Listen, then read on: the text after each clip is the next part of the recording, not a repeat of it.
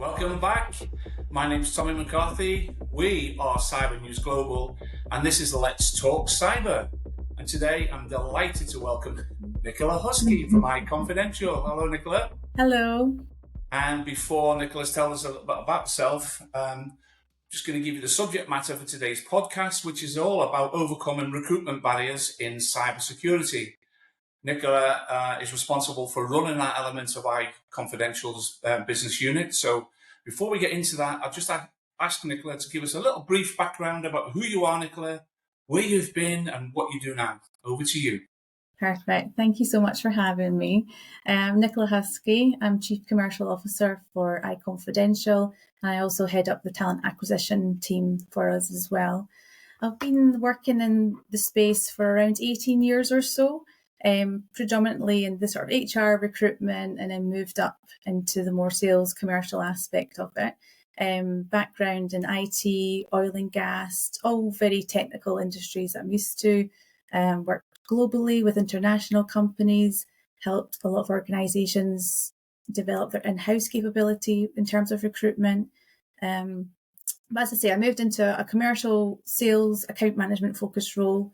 I've been in iConfidential 9 years, and really it's working with new and existing clients, driving their recruitment strategies with them alongside offering the services that we also give to our clients.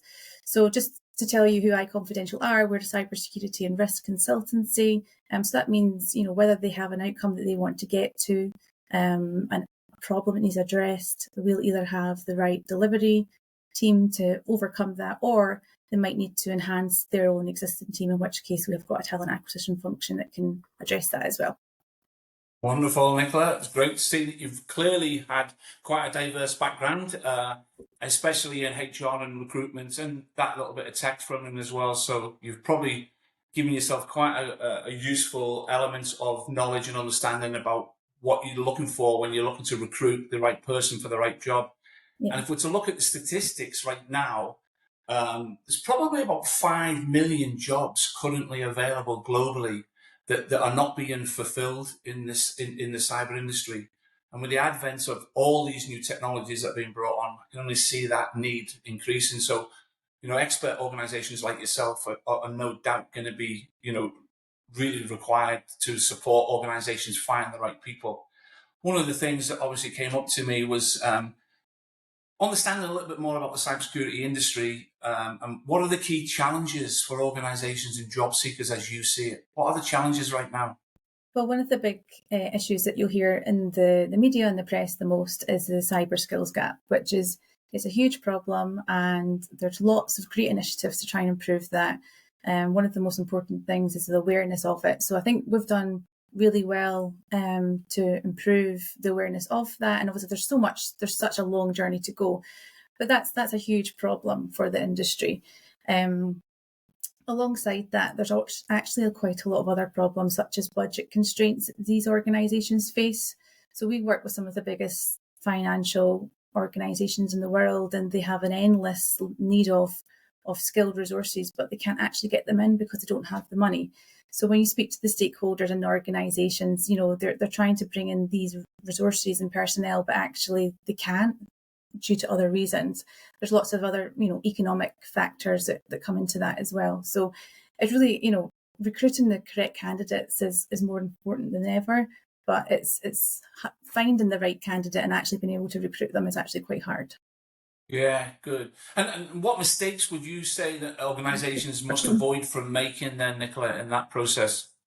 Well, there's a few actually. So location. A lot of companies now are getting focused on where do we want this person to be based. They're looking at low cost countries, which is fine, and that plays a big part. And some of cybersecurity is such a huge industry that it makes sense for them to offshore certain parts of the process or their team, but it's actually preventing a lot of the UK market finding jobs because those organisations have such a strict remit that they must recruit them offshore or in certain parts of the world first. So that's not great for the UK market when there is skilled resources and they can't actually get into those organisations anyway. So that's that's one of them. Another one is looking at the inclusivity as well. So there might be just, pitfalls that organisations fall into where they're not attracting the right talent for their team. There's different traits that different cultural or gender groups will bring to a role. So, for example, females, typically are better at the leaderships. Their communications generally better. Their teamwork, and there's just different traits that a female will bring. And it's not to say the males don't have any skills either. It's just, different behaviours can sometimes be better for different roles. And it's not just about, they have to have X, Y, and Z on their CV, and that means they can do the role really well. It's that more awareness of what else does that role need. But you need to know how to attract them. Some of those groups might be discouraged from applying for a role if it's not described in the way that they feel they can do it. For example, a female will not apply to a role if she can't do most of it. It's a bit of an embarrassment factor. So just having awareness of that, and also just looking at the sort of transferable skills that are available in IT, and understanding how that skill can actually be transferred into a cyber role. It's not a specific technical area that they need to know. It's just skills that can overlap. Yeah, it's a massive minefield when I hadn't really appreciated the issues in relation to recruiting the right candidate, but just listening to you for less than 10 minutes, it makes you realize just how much of a challenging job it is to find the right candidates, to make sure that you're fulfilling your obligations for your customers so that you do get the right candidate first time round. But what about the job seekers? Let's put this into the perspective of the job seekers, which undoubtedly is such a competitive market. How can they stand out? What would you suggest a job seeker needs to do to make sure that they're standing out from the crowd? I think what's always really useful from a job seeker, is to almost put yourself in the position of different players.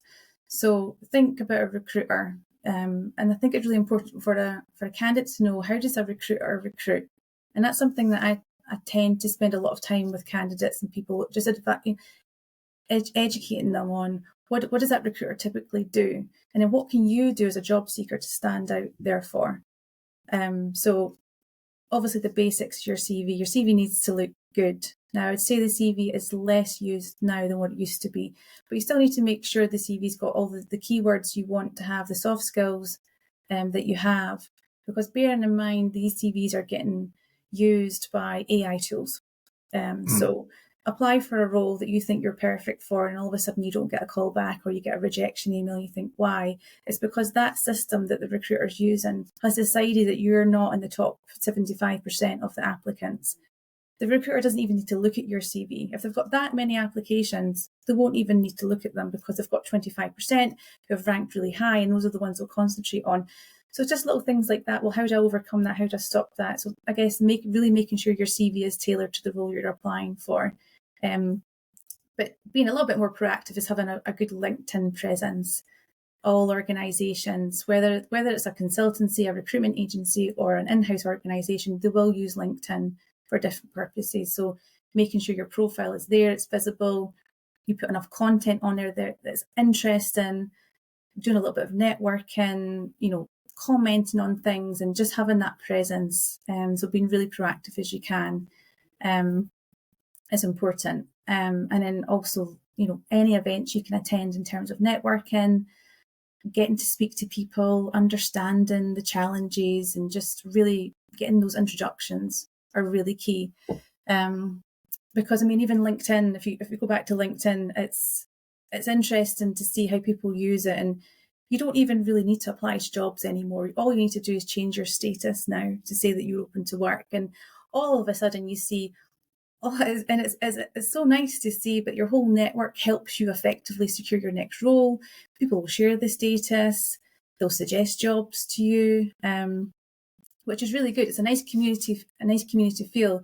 And also what's important to know is if you are looking for a role and you're a recruiter, you will search only on the people who are open to work initially. So just things like that. And if you are looking, making sure your status is correct, because at the end of the day, you have to think the recruitment person who's looking to fill a job will go to the fastest method that they can. Obviously, they want to find the right candidate, but they'll use tools to help them get there quicker. So the more you can do to make yourself more available to them will stand you in a better chance. And then one of the things I talk about quite a lot is communication with, whether it be, like I say, a recruitment agency, consultancy, or an organisation, is just really being mindful of the way that you talk to people and how you come across, and being as interactive as you can, because you have to be memorable. Lots of jobs are not even advertised because they don't need to be advertised, because that company might already have a pool of credible candidates that they think are excellent, they get on really well with, so they don't need to advertise it. Interesting, Nicola, you said something there that everybody seems to be in the spin about, and that's AI, the use of AI when looking for people, which I didn't even think about, because generally I thought when it comes to looking to find a candidate to fulfill a role, organizations like yours or bigger organizations like the client, for instance, would ultimately go through the conventional process of in touch with a recruitment company or an outsourced placement company to find candidates on their behalf. So using AI probably cuts back on man hours and makes the job search more efficient. But I guess from my perspective, it'd be really interesting to understand, what exactly can iConfidential do to help in relation to finding the right candidate for a specific role? Well, what we do is we look at the people strategy, and that's something that we always say to organisations when we're giving them any advice, is to look at their own. Everyone's got a people strategy, or should have. What you really need to do is work with a company who matches your own people strategy. It's not just a case of, we do have to send RFPs out and tender requests and have a PSL, but just make sure the organisations that you're working with match your culture, your values. And that's what we do. We try to really understand our organisation as the first step. Also, the industry knowledge is huge. So again, it's something we've invested in quite heavily. For instance, all of my talent acquisition team are accredited by cybersecurity. So if they wanted, they could all go off and start becoming a security analyst in some form at a junior level. That's not what they want to do, but what we wanted to make sure is that they understood the subject to a level they could have a credible conversation with a candidate or a hiring manager. They know things to listen out for, what good sounds like. So even that in itself just takes a little bit of the pain away for clients. So when we're recruiting for them, we can almost screen them to a level that's quite useful, and also assess the behavioural and interpersonal skills as well.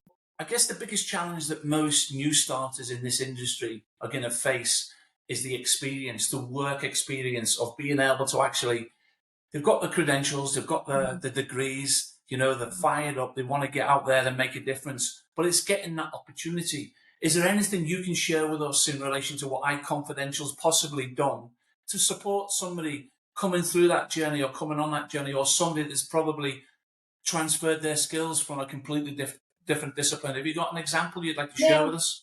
Yeah, I guess there's a couple of slants to that. So the university side and the college side. So we do a lot of work, like yourself, is just educating them and upskilling them, not just the students, but the teachers and the parents. So there's 3 categories that you need to educate, which again is the awareness side of it. One of the sort of huge things we're trying to overcome is, what is cybersecurity?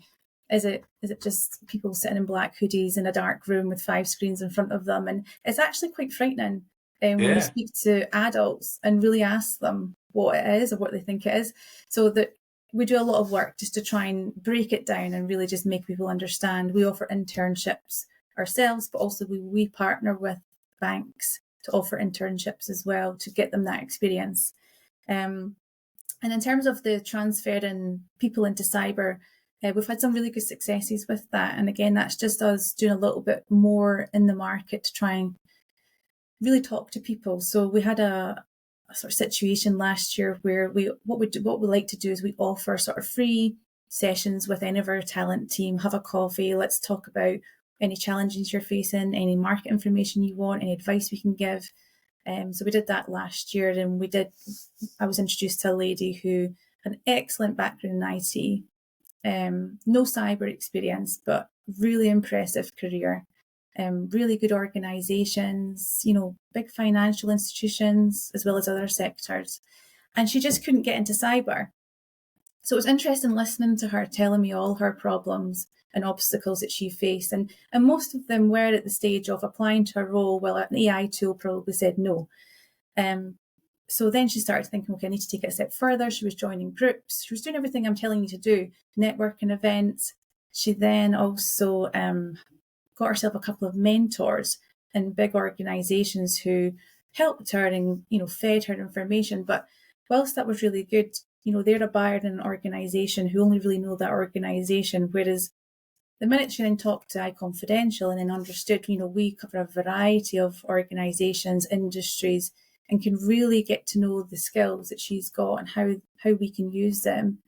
We didn't make a promise to say, look, we'll keep you in mind, we'll give you advice, we helped her with her CV or LinkedIn, connected her to some people, but the right opportunity came up in our eyes for her with one of our clients. And the interesting thing is, when we put her CV to the client, they didn't want to interview her against the other candidates that we put in. And when I had a vested interest in this particular case, that I asked the talent acquisition team to go back to the client, who we know really well. And this is what I mean by having this partnership with an organisation who trusts you.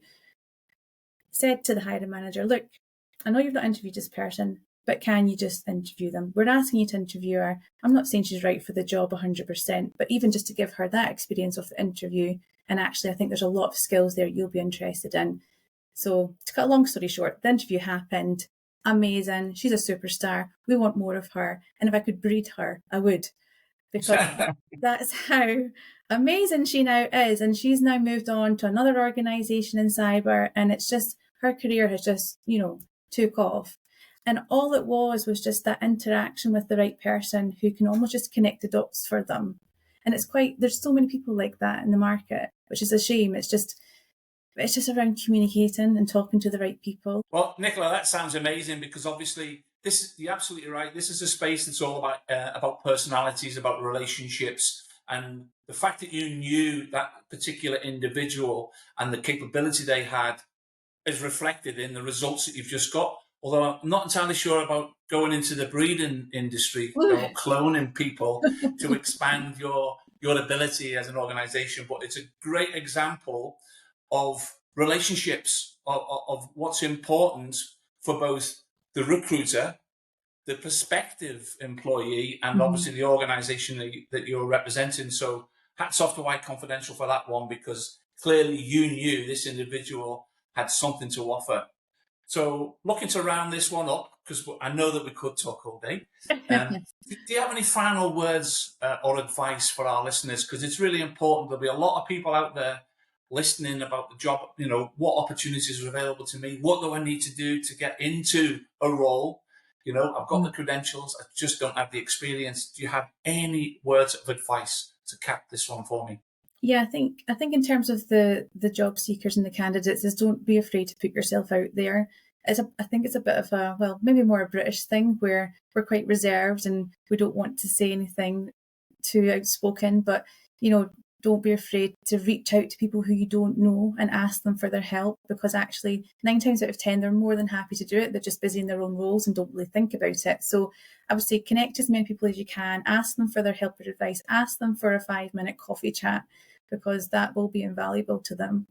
And in terms of the people who are in these organisations and consultancies, it's almost just be mindful of the knowledge that you're sitting on and how you can use that to help other people as well. Even just in terms of not just professionally on LinkedIn or at networking events, even your own circle of friends, your family, your social groups, is just do what you can to try and educate everyone on what cybersecurity is as well. Because I think there's a lot of education that needs to happen there. Nicola, great words of advice. I wish I'd have paid attention a bit more about 35, 40 years ago. Who knows where I'd been right now, especially the fact that cyber wasn't even a thing 45, 50 years ago. Nicola, it's been a real pleasure speaking to you. I can't begin to tell you how valuable I've found this little input. And if anyone at all, any of our listeners are keen to know more about what iConfidential can do, you'll see Nicola's email appearing shortly at the end of this podcast. If you like what you've seen today, please remember to give us a thumbs up, and please do follow the channel. It's on YouTube. We're on every single podcast channel there is. You'll be hearing a lot more about iConfidential, I'm sure about it. Nicola, thank you so much for your time today. Thank you for having me.